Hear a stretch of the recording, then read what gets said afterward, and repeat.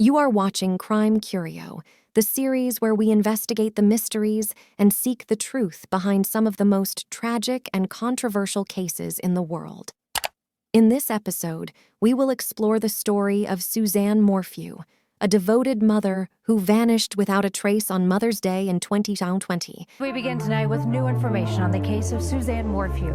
Morphew disappeared on Mother's Day back in 2020. Missing Colorado mom Suzanne Morphew. They are speaking out with their father Barry for the first time since murder charges against him were dropped last month. Her disappearance sparked a nationwide search and a complex investigation that took many unexpected twists and turns. What really happened to Suzanne Morphew? Who was responsible for her fate?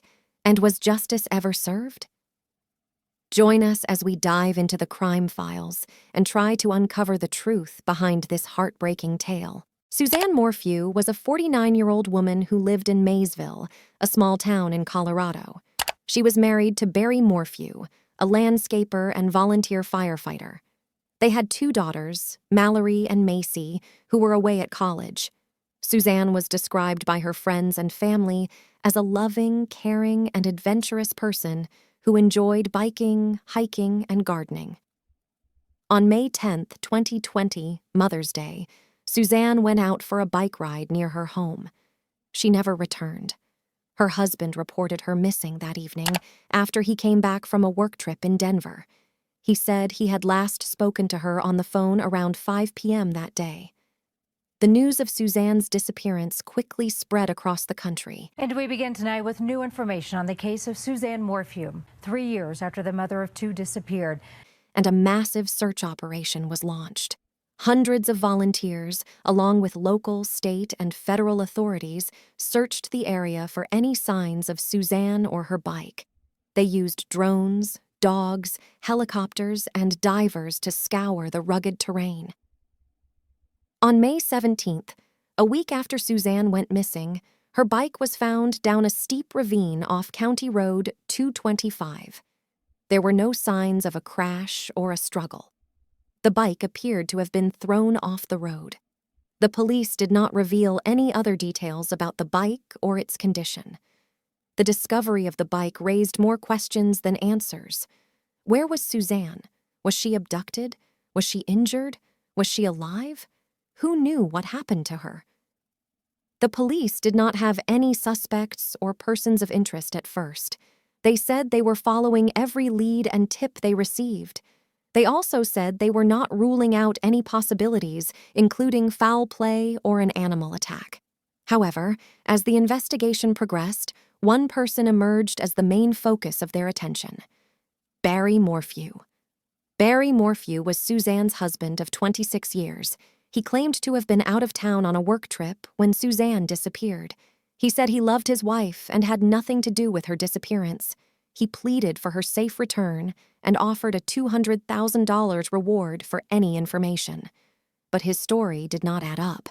The police found inconsistencies and contradictions in his statements and actions. They also found evidence that suggested he had been unfaithful to Suzanne and had financial problems. They also found clues that indicated he had been violent and abusive towards Suzanne. They also found out that he had tampered with evidence and tried to influence witnesses. They arrested him on May 5, 2021, almost a year after Suzanne's disappearance. They charged him with first-degree murder, tampering with physical evidence, and attempting to influence a public servant. They said they had enough evidence to prove that he killed Suzanne and disposed of her body. But they did not reveal what that evidence was or where her body was. The arrest of Barry Morphew shocked the community and the nation. Many people wondered how he could have killed his wife and why he would have done it. Many people also wondered if he acted alone or if he had any accomplices. The trial of Barry Morphew began in February 2022. The prosecution presented their evidence against him, which included his phone records, his GPS data, his DNA samples, his bank statements, and his internet searches. They also presented testimonies from witnesses who knew Barry and Suzanne personally or professionally. They included friends, family members, neighbors, co-workers, clients, and experts. They painted a picture of Barry as a controlling, manipulative, and violent husband who killed Suzanne because she wanted to divorce him and take half of his money. The defense presented their evidence in favor of him, which included his alibi, witnesses, his character witnesses, his polygraph results, and his medical records.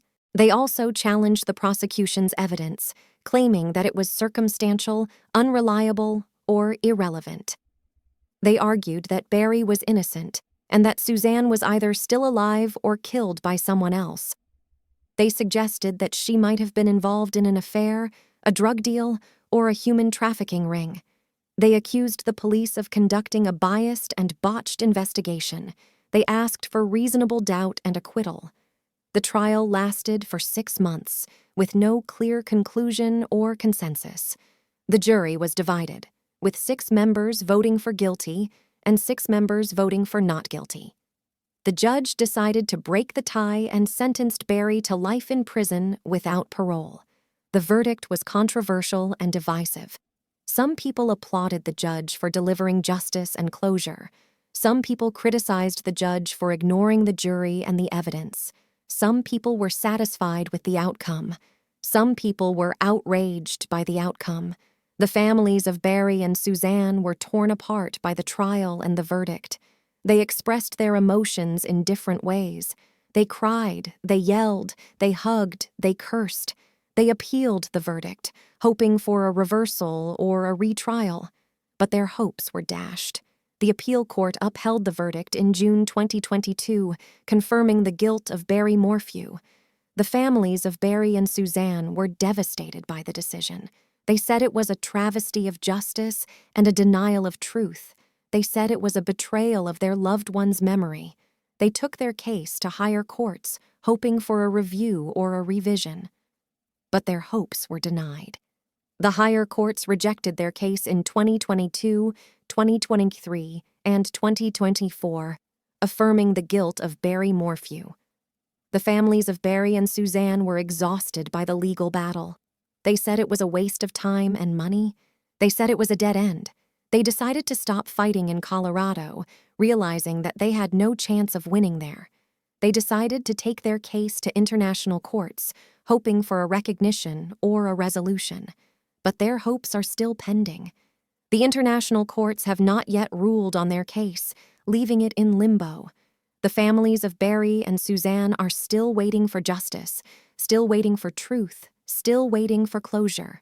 The disappearance and discovery of Suzanne Morphew's remains continue to captivate the public's imagination and evoke sympathy for her grieving family. As the investigation unfolds, one can only hope that justice will ultimately prevail and bring closure to this enigmatic and tragic chapter in Suzanne's life. If you enjoyed this video, please like and share it with your friends and family. And don't forget to subscribe to our channel, Crime Curio, where we bring you more stories of mysteries, tragedies, and justice. Thank you for watching and stay tuned for more episodes.